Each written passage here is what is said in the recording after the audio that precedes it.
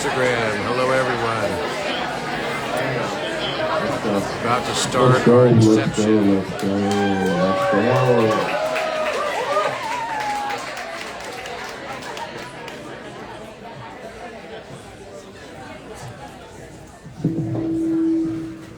We have somebody going through the crowd, making sure that you're not wearing any cologne or perspirant.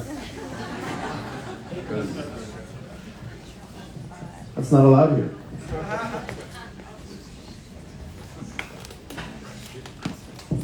It's so good to be back in La Jolla. I'm born and raised here. Who's from La Jolla, born and raised? Wow.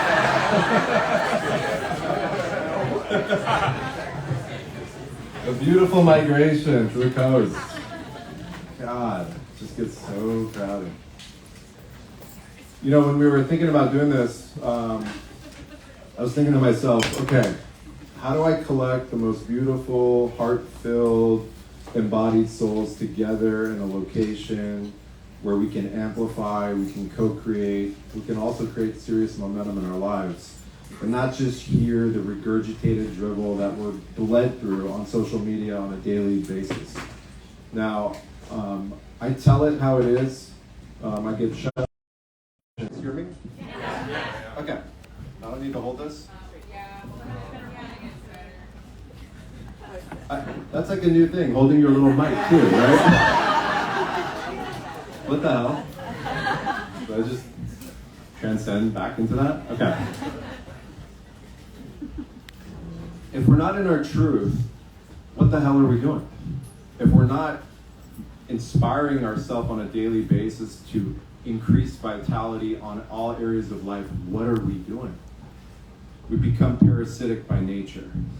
And I think the whole perspective of tonight and what we're doing is to embody the anti-parasitic energy.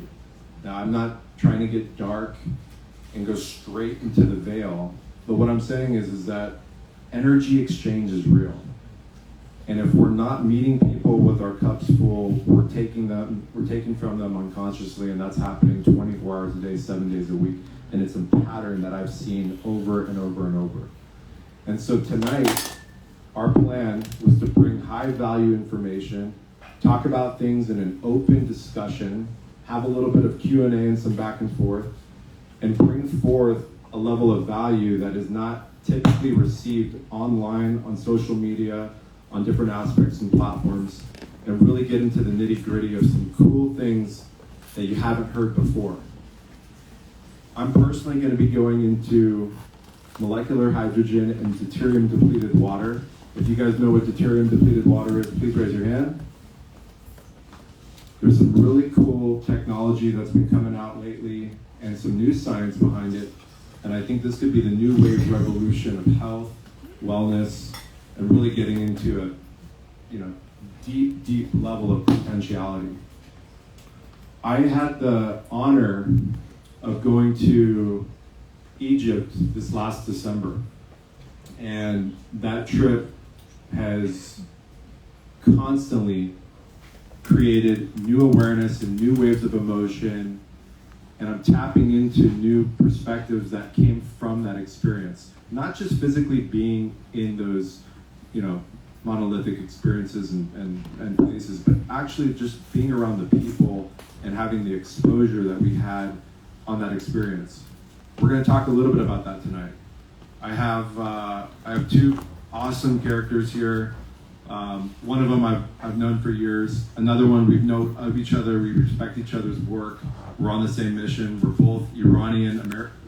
He's Canadian born. I'm American born. And I'm not going to hold that against the Canadian. And it's just really beautiful to see people that really honor the practice and really give a shit about helping people. And it's not doing it, to get, adulations and more retribution and more credit or any of those things, but really, really is consciously there to help people. And I see the same thing with my brother, Robert Grant. Being close into his life over the last 4 years, I've seen his evolution tremendously increase over the last year, and this guy's heart is just opening up in ways that I've never seen anything move at this speed consequence. And for him to be able to combine his genius, his polymath, his gifted clairvoyance with the architecture of love, it just gives you a language around what true love is. And so to have these two high-powered souls here with me tonight and our beautiful family, we have so many friends and family here, we're going to make this a night to remember. I also want to give a shout out to our DJ that's going to be going berserk tonight, Jesse and his crew. Woo! One of the sweetest souls. We met at a tantric workshop, and he was came advertised. He's a total gypsy. He's like a black cat, and there's no faking the funk with him. And we've had some back and forth on theories and cosmology and ideas and concepts. And he's a big basketball guy like me too, so respect to him. And I want to give a shout out to Will. Yeah, I've known Will 5 years, 6 years? 6 years. 6 years? We did, so real quick, I did a talk here in 2019. Who was there for that?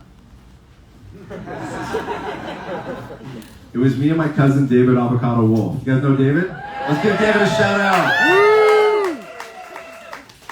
We love you, David. So do you want to hear something really trippy? So 3 hours ago, he sends me a photo of me and him sitting on stage upstairs, and he had no idea this event was happening. Just think about that. He's never sent me that photo. We've never talked about that night since. He lost his shit. He's in the middle of nowhere up in northern Canada going berserk, planting trees, avocado things, right? And when I told him, I sent him the link, he couldn't believe it. He was almost in tears. And he called me right there on the spot. He's like, are you kidding me? So, the universe is real, the inverse is real, the biology of belief is real.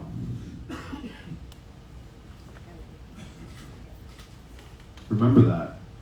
The biology of belief is real. What you see, what you feel, what you know, the placebo, all of those things manifest into your true actuality and your reality. I'm excited. Thank you for being here. Okay, first up, Dr. Penn. Dr. Penn is a naturopath, holistic doctor who speaks the game, offers his magic, has a clinic. Interesting enough, he actually was working with a clinic that are old family friends of mine. This is a family that I grew up with when I was 5, 6, 7, 8 years old. This is Pacific Pearl, down on La Jolla Boulevard. And the founders of that, Rowney King and her partner, these are childhood family friends of mine. And that's how I got connected to you. And then just been a fan of yours on social media and all the things that you're doing. So it was a no-brainer to bring someone that has that level of expertise, that understands the mainstream science, but also understands the functional perspective of how these bodies work outside of the allopathic miasm of just trying to predict one thing from one problem and dissecting it. And it takes an overall perspective and a scope, and also knowing that each individual has their own bioidentity. Each individual is different. What's working for me might not work for you. And that's a really important aspect to healing. And that's why the ancient healers and the family physicians were using modalities that were specific to understanding that unique individual. And that's what it takes for real medicine today. It takes that level of love and tender care. So without further ado, let me bring up Dr. Petty.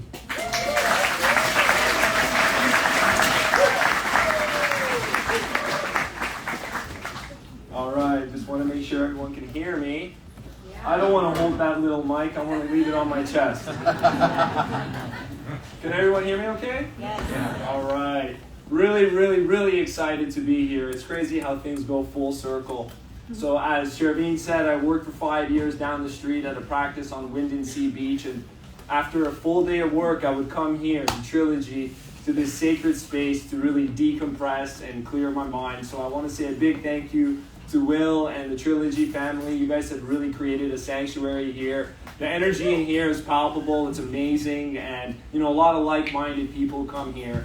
And so it's an honor and a pleasure to be here, so thank you for having me. I also wanted to thank you, Trilogy.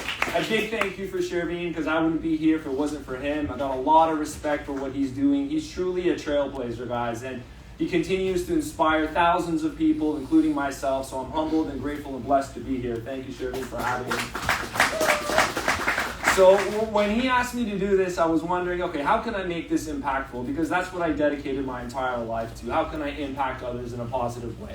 And so I really wanted to come up with something that will allow me to impact this community here at Trilogy as best as I could. So I dug deep and I thought, okay, what can I share from my clinical practice that could be valuable to you and give you guys some actionable tips that you can implement as you leave this room in order to live a healthier life.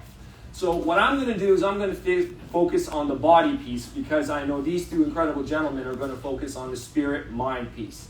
So bear with me. I've spoken to a lot of people out here before this talk, and everyone's journey and story is really amazing. And we all have a story when it comes to, attaining optimal health, wellness, and a balance of mind, body, and spirit. So I wanted to share a little bit about my story. My story with healthcare began with frustration and disappointment, to be honest. I don't know, many of you will likely resonate with what I'm about to share, but what happened to me was I was very frustrated and disappointed in the medical system. My aunt was diagnosed with cancer, my grandma was diagnosed with heart disease, and the only options the medical system had for them was drugs, surgery, chemotherapy. That was it. And so I saw them go down that path, but my family, myself included, we were left wanting more. It wasn't enough just being given drugs and medication and surgery. We wanted more. We were wondering, why did this disease happen? What can we do to make sure these diseases don't recur and come back? But none of that was ever addressed. So we were left with a lot of question marks and, like I said, demanding more. And at the time, that really icked me, because I had dedicated my life. I was a personal trainer and a holistic nutritionist, so I was already teaching people how to eat healthy, live healthier lives, use food as medicine, all these decisions that we make day to day that impact the trajectory of our health. But when we went to see these experts, cardiologists, oncologists, all these doctors, no one was talking about any of these things. The medicine was really reactive. Oh, you have heart disease, you need to take this, take the medication, go home. Oh, you have cancer, you need to do chemo, you need to do a mastectomy, do that, and go home. It was very reactionary. It was sick care. And that didn't really resonate with me. And at the time I was doing pre-med, I wanted to go to dental school, but when this all happened, I shifted gears and I decided to go down a path of naturopathic and functional medicine. And I'm going to talk a little bit more about what those are in a bit, but I just wanted to lay the foundations of my story and how I transitioned down this path. So fast forward 10 years later, I'm now a medical director and co-founder of a clinic up in Encinitas. It's called Oasis Health and Medicine. It's a very special place. Our other co-founder, Dr. Dan Sullivan, is here as well. And we do a lot of wonderful things there. We have 3 doctors, and the people that we see there are very unique. The people that come there are those that want to understand why they are experiencing what they're experiencing. They don't want to just depend on drugs and medication. They want to get to the root cause of understanding what's going on. And it's the people that are seeking more natural treatment options in order to get themselves back to a healthy state. So that's a little bit about what we do. I'm going to talk a little bit more about it, but the conditions we see are vast. We see anything from cardiovascular disease to mental health, digestive disorders, hormone imbalance, mold, you name it. But the main difference in what we do is we peel the layers of the onion back to get to the root cause, because that's what people want. And given what we've been through over the last 4 or 5 years with the healthcare system, people just don't want drugs anymore. People want to be empowered to take care of their health, to know that the decisions they make day to day impact their health, and to understand why they're experiencing what they're experiencing. I have hundreds of people that come to my practice and say, oh, my doctor said my labs are normal, you're normal, go home. But the patients that come to my office, they tell me that they don't feel heard, they don't feel normal, even though their labs are normal. So that's my job as a naturopathic and functional medicine doctor, to figure out how I can support these people. So what is naturopathic medicine? What is functional medicine? That's important for us to understand. like I said, simply put, it's root cause medicine. So it's why medicine. So someone comes to me with high blood pressure. Yes, I use medication to keep them safe because that's important. But at the same time, it's on my job and my duty to figure out why is their blood pressure high. It's very easy for me to send drugs and send them home and just refill their drugs, but that doesn't make me satisfied. That doesn't get to the root cause of the problem. Do they have high blood pressure because they're constantly stressed? Do they have high blood pressure because they're eating too much salt? Do they have high blood pressure because they're overweight or they have sleep apnea? What is it at a root cause level that's contributing to the individual having high blood pressure? That's the million-dollar question. So those are the type of people that come to us. I'm not saying Western medicine is a bad thing. Western medicine is a great thing. I use it myself. I refer my patients to it all the time. Western medicine has a time and a place. If I'm, God forbid, someone's walking across the street, they get hit by a bus, that's where you want to be, in the hands of the Western medical system, because they have the best diagnostic tools to get you to stop bleeding. They have to diagnose you to figure out what's going on. They got the drugs to get you to stop bleeding. They got everything to keep you safe and keep you alive. You get hit by a bus, that's not the time to check your testosterone and your thyroid hormones, right? It's the time to save the person, make sure they're stable. So that's where they're great, right? But where they struggle is chronic disease management and people that don't meet the definition of disease or pathology, because the Western medical system defines health as an absence of disease. And that's not the case, because I see hundreds of people on a monthly basis that don't have disease but don't feel well. So what's going on with them? They're falling through the cracks and no one is seeing them. So that's who we serve. One second.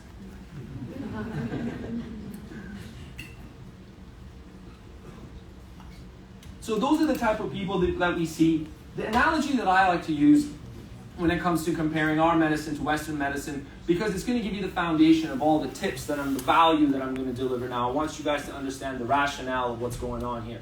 Is that I like to look at my patients like a tree, right? We have a tree and there's bad fruit on a tree. Let's imagine we have an apple tree. There's bad fruit on one tree. The apples are rotten, right? They're all moldy and ugly. The Western medical system, right, will come and do one of two things. They'll come and kind of paint that apple red again, right? Kind of like suppressing the symptoms, right? Because that's what drugs do. They work on the symptoms. And there's nothing wrong with that, like I said, but symptoms are a sign that there's an imbalance in the body and should be investigated. They shouldn't just be suppressed. So they'll come and give you some medicine, kind of cover up the color of the rotten apple, or they'll come and do the second thing, which is perform surgery. It's like chopping that branch off, right?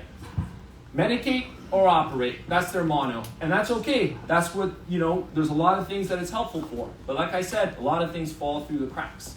So if we take that same tree and that same rotten apple on that branch, what we do instead, as naturopathic and functional medicine doctors, is we look at the soil of the tree and ask ourselves, okay, does this tree have the right nutrients in it? Does it have clean water in it?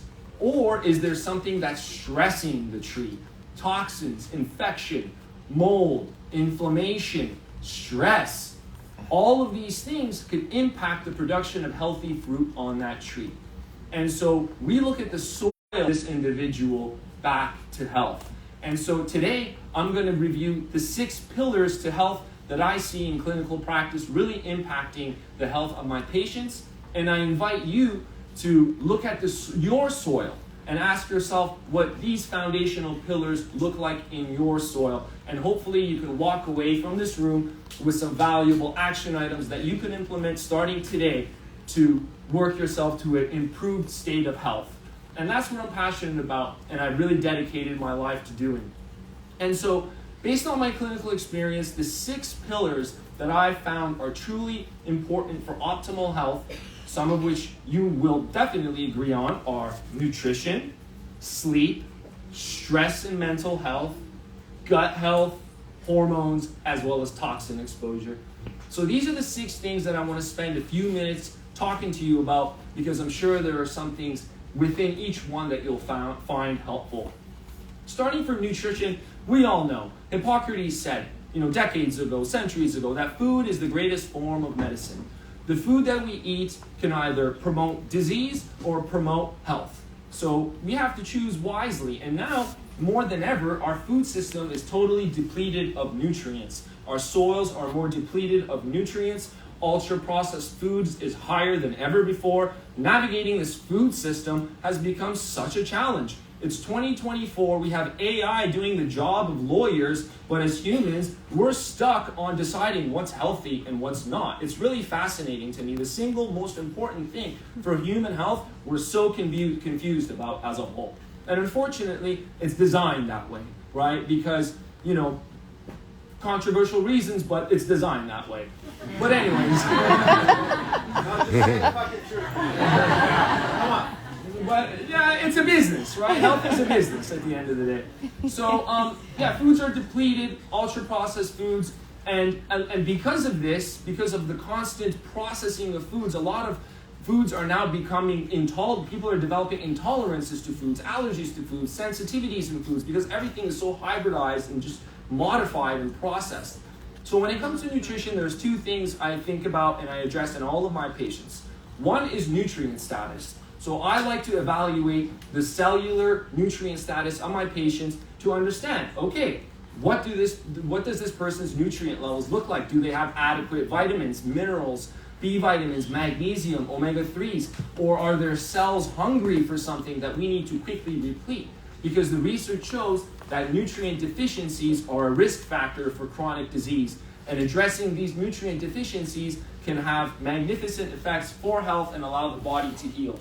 So the common nutrient deficiencies that we see are vitamin D, B vitamins, magnesium. These are common nutrient deficiencies that we see that are truly impactful for overall health. So those are some things that we do. We analyze the cells to see, okay, where are the cells missing nutrients? From there, we also look at food sensitivities, food allergies, because as Chervin said, it's all about personalization. A diet that works for Chervin might not work for me and may not work for another individual. It's all about figuring out a diet or a nutrition plan that works for an individual, because there is no one-size-fits-all diet. You see it all on the internet. There are so many new diets. Every day there's like a new diet that's coming out. There's like vegan, pescatarian, omnivore, carnivore, pegan now, breatharian. Like there's a lot of different diets out there. I'm just having a tough time keeping up with it, right? So I have people that come to me like, what's the best diet, doc? Because I'm a holistic nutritionist too, right? So I should be able to answer that question. And the answer is, I can't tell you that, because the best diet for you is one that will work for you. And until we figure out what works for you, it's going to be very, very hard. So combining food sensitivity testing with nutrient testing, we could really personalize nutrition plans, right? And so what I recommend my patients, they ask me, okay, so how can I simplify this? This eating healthy thing is really hard. How can I eat healthy? And I tell them, okay, if you want to simply decide what's healthy, what's not, ask yourself this one simple question. This is just to keep it very general, right, guys? Ask yourself, was this food made by nature and God, or was it made by a human being in a factory? Okay? Because if it was made by nature or God, its chances are it's like an avocado, or broccoli, salmon, nuts, olives, things like that. But if it was made in a factory, it was processed, chances are it's going to have a huge ingredient list. I can't even pronounce half the things on the ingredient list. There's so many now. And so when they're processed like that, right, it means that it's stripped of its nutrient value and leaving behind nothing. So simply put, whole food is always best, right? First step. So that's kind of like the overarching theme as far as nutrition is concerned. And the second pillar that I want to talk about, and a really, really important one, is sleep and restoration. Because if we're not sleeping, we're feeling edgy. Insomnia has been shown to increase the risk of many chronic conditions, such as obesity, such as depression, such as high blood pressure, many of these things. And unfortunately, nowadays, our society is so stimulating, right? There's just so much stimulation around, from all these electronic devices, from social media, to the news, to all this stuff. It's just stimulating us. We're all running on like cortisol and fight or flight always. And so because of that, sleep is disrupted.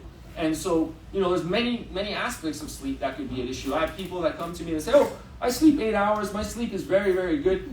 And I'm like, okay, how long does it take you to fall asleep? He's like, well, an hour. I'm like, okay, do you sleep through the night? No, I wake up 3-4 times and then my mind is racing. I'm like, okay, well, you're probably not hitting the deep stages of sleep. So we got to make sure you're sleeping through the night. So I ask him, I'm like, what do you do the hour before bed? He said, oh, I lay on my phone and I'm watching the news. I'm like, okay, well, that could be why you're not sleeping, because the blue light from those devices is already stimulating enough.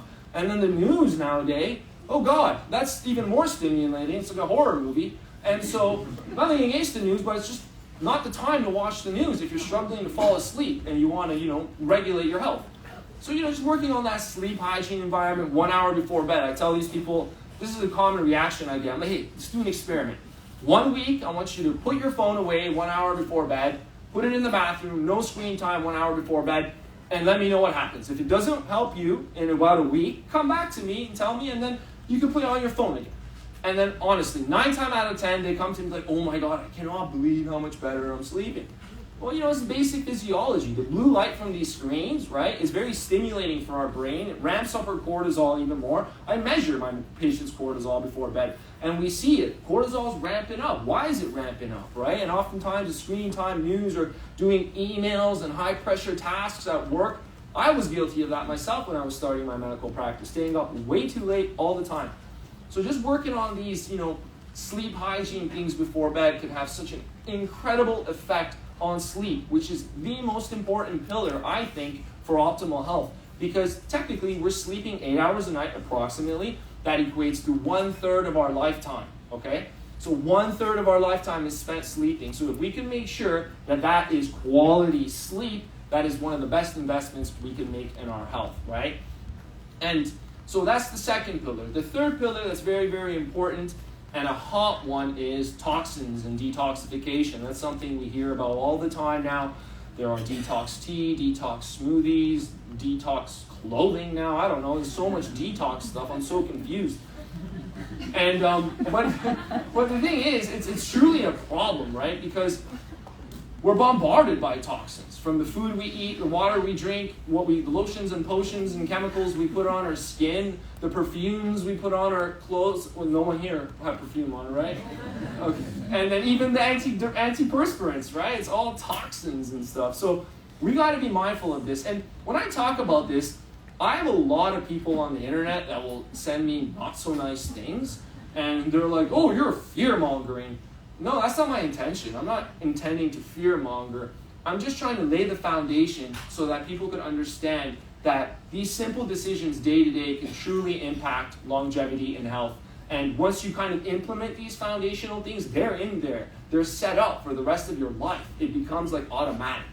And so, toxins, they're everywhere. The research shows that when a newborn baby is born, there's already 290 different chemicals and toxins in the baby's umbilical cord, right? So we are born into this world toxic, more toxic than ever before. And so this is a big concern. And toxins have been associated with a vast variety of chronic diseases, including diabetes, obesity, hypertension, mental health, and so much more. And so in my clinical practice, I do a lot of toxin testing. I test for environmental toxins, things like BPA, which is a plastic, which most of you know about, glyphosate, which is Roundup, environmental pesticides, chemicals, mold, which is a common problem in San Diego.